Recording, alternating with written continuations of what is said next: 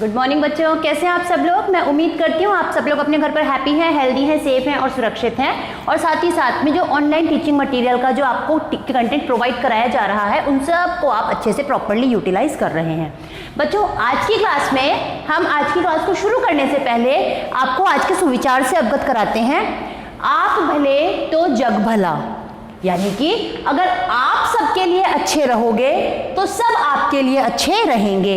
यानी ये एक छोटा सा सेंटेंस अपने आप में एक पूर्ण वाक्य है जिसका अपने आप में बहुत अच्छा अर्थ है।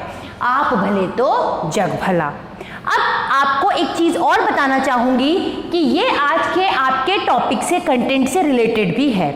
ये आप भले तो जग भला ये एक लोकोक्ति है, लोकोक्ति। इसके बारे में हम आपको आगे की क्लास में पढ़ाएंगे, पर उससे पहले मैं आपको बता देती हूँ हमारी आज की क्लास का टॉपिक है मुहावरे एवं लोकोक्तियाँ। यानी आज हम मुहावरे और लोकोक्तियों के बारे में चर्चा करेंगे। सबसे पहले मैं आपको बताना चाहूँगी कि मुहावरे क्या होते हैं। मुहावरे वो वाक्यांश होते हैं जो कि अपने आप में बहुत सिंपल से लगते हैं, लेकिन उनका अर्थ बहुत रूढ़ होता है। रूढ़ का मतलब उनका अर्थ जो है वो बहुत ज़्यादा डिफिकल्ट होता है, वो अपने आप में एक विशेष अर्थ लिए हुए होते हैं। तो मुहावरे क्या होते हैं? मुहावरे सामान्य अर्थ ना देकर बल्कि रूढ़ अर्थ देते हैं। यानी सामान्य अर्थ नहीं बल्कि वाक्यांश का रूढ़ अर्थ देते हैं, रूढ़ अर्थ देने वाले होते हैं। इनका अर्थ सामान्य नहीं होता बल्कि रूढ़ अर्थ देने का कार्य ये करते हैं। बच्चों, रूढ़ का मतलब होता है थोड़ा सा डिफिकल्ट अर्थ, जो समझने के लिए हमें अपने माइंड मेकअप को भी तैयार करना पड़ता है। मुहावरे साथ ही साथ में ये जो वाक्यांश होते हैं, ये वाक्यांश जो हैं वो पूर्ण वाक्य नहीं होते। यानी सामान्य अर्थ नहीं बल्कि ये रूढ़ अर्थ देते हैं। सामान्य अर्थ नहीं बल्कि ये कैसा अर्थ देते हैं? ये रूढ़ अर्थ देने वाले होते हैं। साथ ही साथ में ये पूर्ण वाक्य नहीं होते, ये पूर्ण वाक्य नहीं होते। अब इसके बाद हम बात करते हैं लोकोक्तियों की। लोकोक्तियां, लोक प्लस उक्ति, ये दो शब्दों से मिलकर बना है। लोक प्लस उक्ति। लोक यानी जनसाधारण में और उक्ति यानी की जाने वाली बात। यानी वो बातें जो जनसाधारण से, जनसाधारण के अनुभवों के आधार पर उपजती हैं और समाज में या यूं कह ले सोसाइटी में स्प्रेड हो जाती हैं, वो लोकोक्तियां कहलाती हैं। मुहावरे सामान्य अर्थ नहीं देने वाले बल्कि रूढ़ अर्थ देने वाले वाक्यांश होते हैं जो पूर्ण वाक्य नहीं होते, जबकि लोकोक्तियां जो हैं वो लोक प्लस उक्ति दो शब्दों से मिलकर बनी है। इसका अर्थ होता है जनसाधारण में प्रचलित कथन जो कि पूर्ण वाक्य होते हैं और साथ ही साथ में विशेष अनुभवों पर आधारित होते हैं। लोकोक्तियां और मुहावरे, इन दोनों में अंतर होता है। आइए देखते हैं। मुहावरे वाक्यांश होते हैं। वाक्यांश यानी किसी भी वाक्य का छोटा सा टुकड़ा होते हैं, पूर्ण वाक्य नहीं होते, जबकि लोकोक्तियां जो हैं वो पूर्ण वाक्य होती हैं। मुहावरे क्या होते हैं? मुहावरे वाक्यांश होते हैं, जबकि लोकोक्तियां पूर्ण वाक्य होती हैं जो कि पूर्ण रूप से अपनी बात कहने में सक्षम होती हैं। दूसरा, वाक्य में प्रयुक्त होने पर यानी वाक्य में सेट होने पर मुहावरों के लिंग और वचन में परिवर्तन हो जाता है। यानी मुहावरों का लिंग और वचन परिवर्तित हो जाता है। मुहावरों को लिंग और वचन के आधार पर परिवर्तित करके लिखा जा सकता है, जबकि लोकोक्तियां लोक साधारण से प्रचलित होकर आती हैं और इनमें लिंग और वचन के आधार पर कोई परिवर्तन नहीं होता है। तीसरा, मुहावरे तर्क पर आधारित नहीं होते, यानी कि व्यक्ति की डे टू डे लाइफ से इनकलकेट करके लिखे तो जा सकते हैं, लेकिन मुहावरों के पीछे कोई ऑथेंटिसिटी, कोई तर्कपूर्ण आधार नहीं होता है, जबकि लोकोक्तियां पूर्ण रूप से तर्क पर आधारित होती हैं, यानी हर लोकोक्ति के पीछे कोई ना कोई तर्क, कोई ना कोई बात छुपी हुई होती है।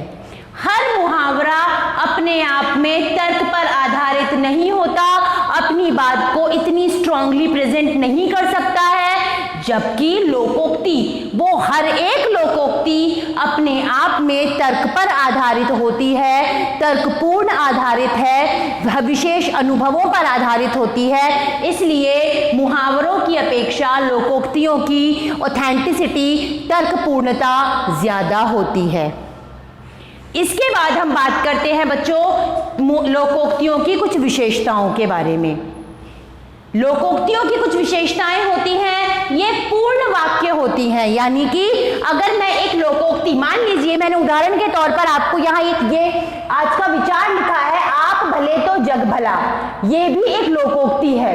ये लोकोक्ति अपने आप में पूरा अर्थ लिए हुए है कि अगर आप दूसरों के साथ अच्छे रहकर, भले रहकर अपना जीवन यापन करोगे तो दूसरे भी आपके साथ भले रहकर, अच्छा रहकर जीवन यापन करेंगे। यानी कि एक अच्छी शिक्षा देते हुए इतने से सेंटेंस ने अपनी बात को पूरा किया।